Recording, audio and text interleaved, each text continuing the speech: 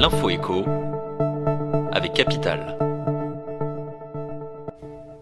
On commence avec la mauvaise nouvelle du jour. Après 15% au 1er février, le tarif réglementé de vente, le TRV, de l'électricité augmentera encore au 1er août.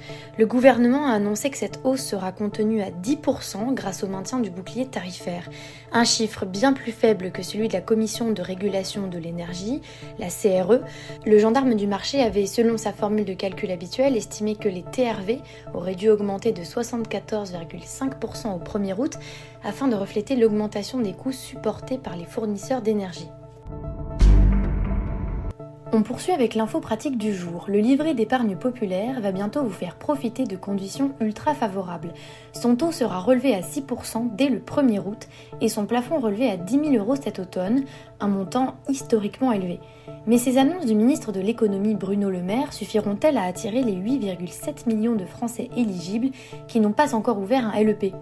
En 1 an et demi, 3 millions d'épargnants ont déjà sauté le pas pour bénéficier de cette rentabilité, pouvant désormais atteindre 600 € par an.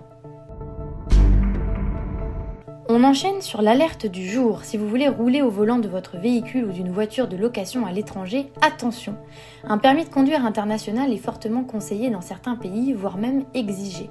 Mais les délais d'obtention se sont allongés. Si les demandes sont traitées sous 15 à 20 jours par la préfecture de police pour les Parisiens, le traitement des dossiers pour les habitants des autres villes est d'environ 6 mois. Le service qui s'en charge, le Centre d'expertise de ressources et de titres de Cherbourg, conseille fortement d'anticiper ces demandes, car seules les urgences professionnelles ont la priorité. Enfin, place à la, ou plutôt aux personnes du jour. Désormais seul en lice pour la reprise du distributeur Casino, le duo de milliardaires Daniel Kretinsky et Marc Ladreit de Lacharrière a convaincu le conseil d'administration du groupe avec son offre sérieuse.